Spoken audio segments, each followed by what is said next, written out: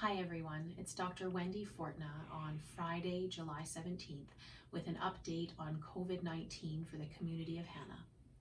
There have been many rumors going around our community in the last few weeks, especially from those of you who have watched Dr. Dina Hinshaw's update from yesterday, letting you know that there are outbreaks in multiple Hutterite colonies around our province. I can confirm for you that we have cases of COVID-19 within special areas number 2, but that is the only information that I can tell you about the infected individuals. What occurs when we have infections in our local area, as well as around the province, is that the immediate family and all people who are known to be in contact with these active cases are being phoned in order to make them aware of that contact, and they too are being tested or isolated as needed. If a patient is well enough to be managed in their home, they stay in their home and receive phone follow-up by their family doctor every day. If a patient is too unwell to be at home because of their symptoms, they are admitted to the Hanna Hospital if they're from our area, and we care for them there. We have a special area of our hospital, a number of beds set aside specifically to care for COVID-19 patients if the need arises. If patients who are in hospital are too unwell to be in Hanna, in our rural site, they are transferred to a tertiary hospital in Calgary, Edmonton, or Red Deer. These patients are being cared for to the best of our abilities, and I would caution the entire community about discriminating against one group of people when we do not know exactly which groups of people may have been exposed in this situation, and assure you that even though you may be scared, as many of us are, now that our rural bubble has burst and we do have COVID, that all the same precautions that we were taking before we should take now. So the chance of being infected by somebody that you are not in close contact with is extremely small. We should be maintaining a distance of 6 feet or 2 meters from people who are not part of our cohort family. And if we are in a situation where keeping that distance is not easy to do, we should be wearing masks in our community. For people who have essential service needs, such as groceries and medications, those things are still able to be delivered from our local facilities, so make sure you make use of those services. I received a very good question this week asking me about particular situations that have been reopened, such as pools and sporting events, farmers markets, where perhaps it is difficult to maintain that 6 feet of distance.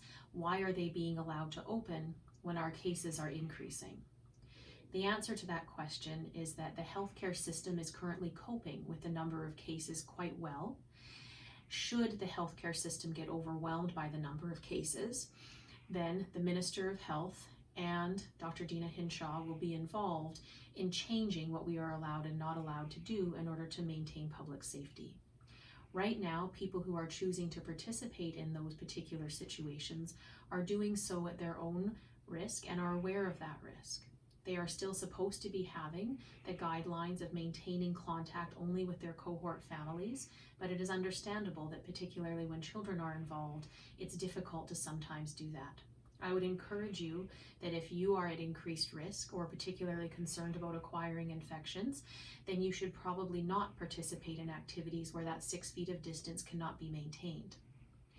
At present, all of our physicians in the community are healthy and available for patients' healthcare needs, and all of our staff members are healthy. We are reassured by this, but should it change, we will make you aware of that.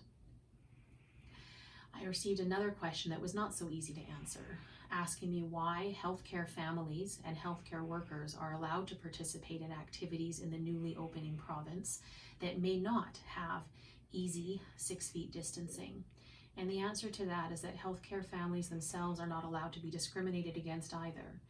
When we are out in the community, we are supposed to follow the same rules as everybody else, maintaining contact only with our cohort family and participating at a distance where possible. And I can assure you that we are all doing the best that we can.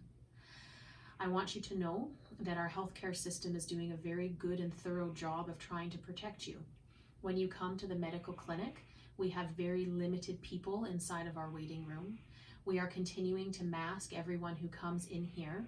There is rigorous hand cleaning, and the rooms are all cleaned between every patient that comes through here. Every healthcare worker is screened at the beginning of their shift, both at the medical clinic and the hospital, to ensure that they do not have any symptoms of illness. If they do, they are sent home immediately. In our hospital setting, we are doing rigorous cleaning, and you'll notice that your healthcare workers are masked, and there is hand washing between every contact and with every opportunity that we have. We too want to keep our community healthy, and I encourage you to be very careful and cautious. And for the families of those that are affected, we're thinking of you and doing our best to get you well. Thank you very much, and I'll see you again soon.